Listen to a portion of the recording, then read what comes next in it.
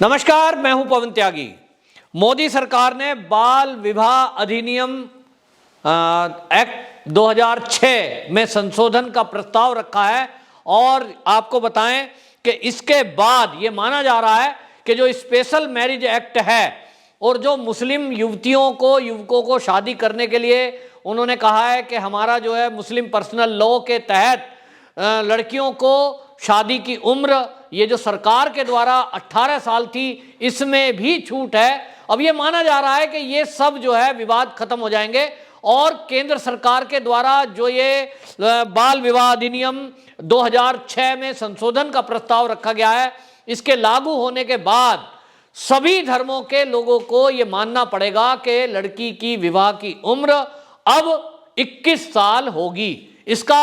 एक असर ये पड़ेगा कि जो मुस्लिम युवतियां हैं उनकी शादी के लिए जो मुस्लिम पर्सनल लॉ है उसके तहत अभी तक चलते थे, जिसके मामले को देखते हुए आपको बताएं गुजरात की हाई कोर्ट में 2015 में जब ये केस गया तो कोर्ट ने आदेश दिया था कि बाल विवाह अधिनियम 2006 में ये समुदाय विशेष के लोग भी आते हैं, यानी मुस्लिम बच्चियां भी इस एक्ट में आती हैं। और वो फैसला उस टाइम गुजरात की कोर्ट ने सुनाया था, लेकिन 2018 में पंजाब हरियाणा की जो चंडीगढ़ कोर्ट है उसने कहा कि ये समुदाय विशेष पर लागू नहीं होता और मुस्लिम पर्सनल लॉ ये कहता है कि जैसे ही लड़की के पीरियड शुरू होते हैं वो विवाह योग्य हो जाती है और इसमें 15 साल की उम्र में शादियां करने की छूट मुस्लिम वर्ग ने मांगी। इसको लेकर आपको बताएं ये हमेशा विवाद चलता रहा। मेडिकल की जो लाइन में जुड़ी हुई महिला डॉक्टर हैं उनकी तरफ से भी कहा गया था कि ये लड़की की उम्र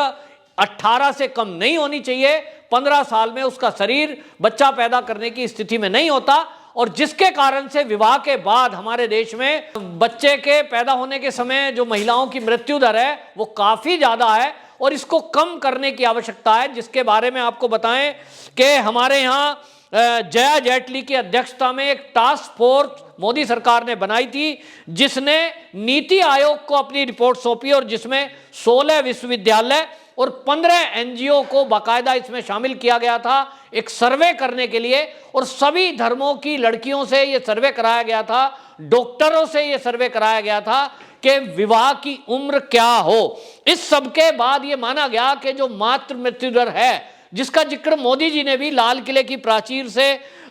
2020 में किया था और उन्होंने जो देश का स्वतंत्रता दिवस है उस दिन संबोधित करते हुए कहा था कि मातृ मृत्यु दर जो है हमारे देश की उसमें सुधार करने की आवश्यकता है। तो मोदी जी का ये कमिटमेंट मुस्लिम युवतियों की लिए भी था, जैसे कि 3 तलाक पहले कानून बनाया गया, मुस्लिम युवतियों को ध्यान में रखते हुए बनाया गया कि मुस्लिम महिलाओं की जब विवाह हो जाता है 3 तलाक के कारण उनकी काफी दुर्दशा है और इसके लिए सख्त कानून बनाया गया था। अब जब ये नया कानून आया है और जो ये बाल विवाह अधिनियम 2006 इसमें मोदी सरकार ने जो अमेंडमेंट किया है, अब इसके बाद ये माना जा रहा है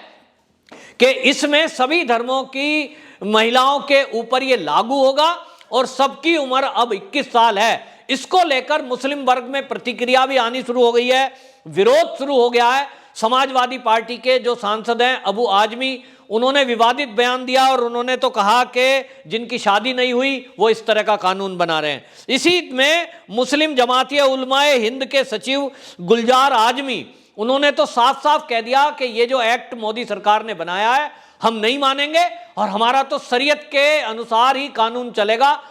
मुस्लिम पर्सनल लॉ हमारा लागू रहेगा। अब सवाल तो ये भी है कि इस देश में क्या 2 कानून चलेंगे? इस देश में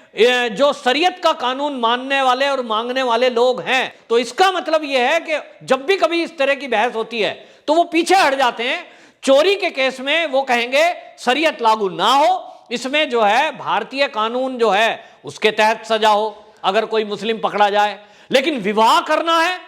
तो इसको लेकर वो कहेंगे नहीं, हमारा तो स्पेशल मैरिज एक्ट है, हम 3 तलाक भी करेंगे, हम हलाला भी करेंगे, हम बाल विवाह भी करेंगे, इसकी हमें छूट दी जाए। अब ये एक नई बहस चली है और जब ये कानून बन जाएगा इस देश में कि अब देश में कोई भी बच्ची किसी भी धर्म की क्यों ना हो उसकी उम्र मिनिमम 21 साल रहेगी, क्योंकि ये इस विशेषज्ञों की राय के बाद एक बाकायदा आपको बता दूं कि जया जेटली की अध्यक्षता में जो टास्क फोर्स बना था, उसकी रिपोर्ट के बाद, ये सर्वे के बाद ये माना गया, और जो हकीकत भी है कि आजकल में जो मुस्लिम पर्सनल लॉ अगर कह रहा है, शरीयत के अनुसार जो कह रहा है, वो तो ये कह रहा है कि एक लड़की का पीरियड शुरू हुआ तो वो विवाह योग्य है। और हमने देखा है कि जहां ये शरीयत के कानून लागू हैं, जैसे कि तालिबानी शासन है, वहां लागू है, छोटी छोटी बच्चियों के साथ विवाह कर लेते हैं बड़ी बड़ी उम्र के लोग, और जिसमें उनकी मृत्यु भी हो जाती है। ऐसे में हमारे देश में क्या ये हैवानियत होने दी जाए, इसको लेकर काफी समय से बहस चल रही थी। मोदी सरकार ने इस पे जो कानून बनाया है, जो इस मुद्दे को लेकर हमेशा मुखर रहे हैं, सुप्रीम कोर्ट के जाने माने वकील अश्वनी उपाध्याय, उन्होंने बाकायदा पीएमओ को टैग करते हुए थैंक्स भेजा है। और उन्होंने कहा कि क्योंकि उन्होंने सुप्रीम कोर्ट में एक पिटीशन भी डाली थी कि हमारे देश में एक ही कानून सबके ऊपर लागू होना चाहिए,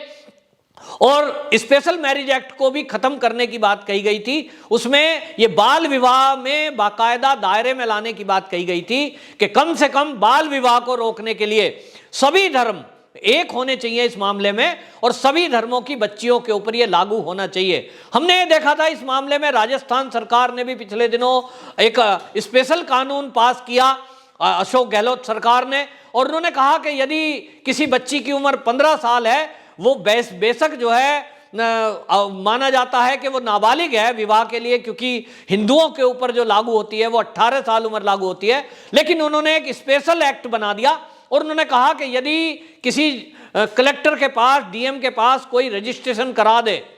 तो वो 15 साल की उम्र में भी शादी कर सकता है। ऐसा वहां कुछ वर्ग को लेकर एक कानून बनाने की बात जब हुई थी, तो बीजेपी ने बाकायदा इसका विरोध किया था, और राजस्थान सरकार का विरोध इसमें हुआ था।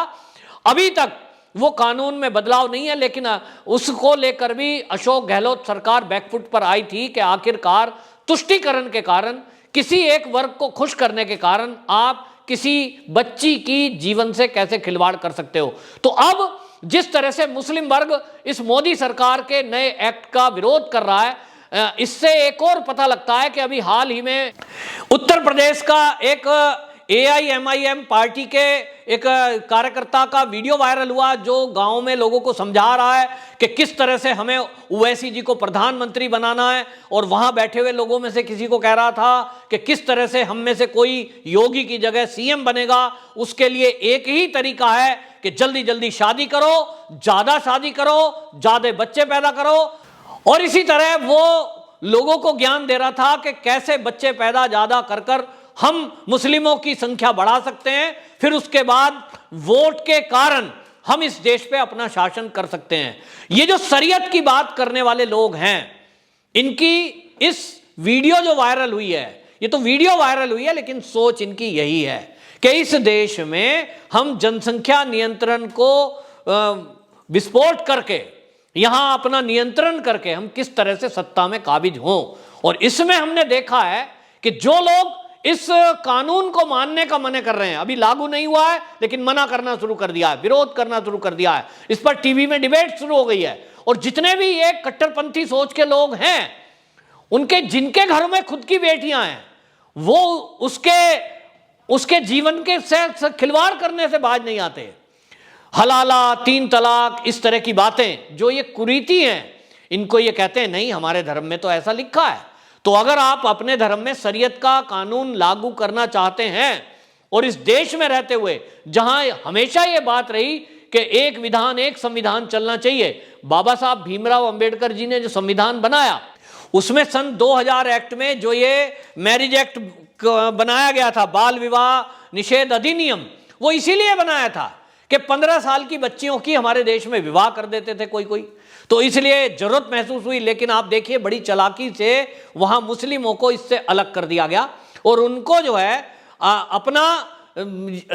मुस्लिम पर्सनल लॉ के तहत उसमें छूट दे दी गई। और इसका परिणाम क्या हुआ? इसका परिणाम यह हुआ कि एक विशेष वर्ग में जनसंख्या तेजी से बढ़ी, जो आज विस्फोटक स्थिति में है। आज लगभग 30 करोड़ जनसंख्या उनकी हो गई है। और इसमें आपने देखा कि जो शरीयत का कानून मानने वाले लोग हैं, ये बांग्लादेश से घुसपैठ करके आए हुए और रोहिंग्या जो घुसपैठ करके आए हुए हैं, ये 1-1.5 करोड़ लोग यहां भारत में आए थे। आज जिनकी संख्या लगभग 3 से 4 करोड़ के बीच है। ये जो मुस्लिम रोहिंग्या बांग्लादेशी घुसपैठी इस देश में आकर जिनकी संख्या आज 4 से 5 करोड़ हो गई, वो कैसे हुई? वो इसी तरह हुई है कि वो एक से अधिक विवाह करना और हर पत्नी से 5-5, 6-6, 7-7 बच्चे पैदा करना। वो कहते हैं खुदा की देन है और हमें तो अपना कानून मानना है। ना वो कोई कानून भारत का मानते हैं, ना वो संविधान को मानते हैं। अब सवाल ये है कि जब इस देश में रह रहे हैं और इस देश में खा रहे हैं, तो अब वो शरीयत का कानून मानेंगे या हमारे देश का बाबा साहब अंबेडकर का बनाए हुए कानून को मानेंगे? लेकिन अब जिस तरह का कानून मोदी सरकार ने बनाया है, उसका स्वागत जो डॉक्टर्स हैं,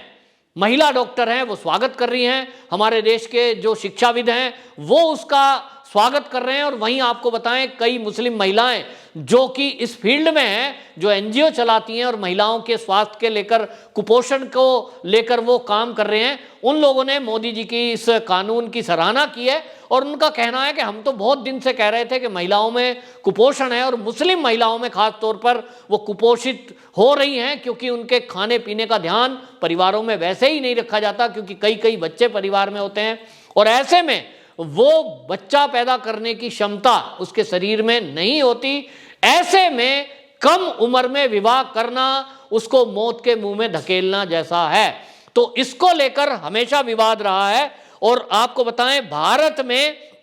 अभी तक जो 18 साल तक की बच्चियों का विवाह होने का परसेंटेज है वो 18 है, लेकिन जिनकी 15 साल की उम्र से पहले शादी हो जाती है, इसका परसेंट 7% है। यानी एक बड़ी जनसंख्या ऐसी है जो अभी भी बाल विवाह में विश्वास रखती है। कहीं ना कहीं स्पेशल मैरिज एक्ट जो है, यानी जो शरीयत का कानून मानने वाले लोग हैं, उनकी वजह से हमारे देश की 7% बच्चियां, उनकी जान से खिलवाड़ किया जा रहा है। और इसीलिए अब ये माना जा रहा है कि मोदी सरकार ने जो ये कानून लागू किया है, इस कानून के बाद सब धर्मों को समान रूप से इस कानून को मानना पड़ेगा। वरना इस कानून में यह प्रावधान किया गया है कि अगर किसी ने भी 21 साल से कम उम्र की लड़की की शादी की, चाहे वो किसी भी धर्म, किसी भी जाति का हो, तो उसको 2 साल की सजा और 1 लाख रुपए जुर्माना, ये भी हो सकता है या दोनों भी हो सकती है। बहरहाल इसका स्वागत है इस कानून का, और इस कानून से आप देखेंगे एक नई बहस को जन्म मिलेगा। और ये भी आपको कुछ अगले आने वाले दिनों में दिखाई देगा कि कौन कौन ऐसे लोग हैं जो हमारे देश के कानून और संविधान पर विश्वास नहीं करते। वंदे मातरम।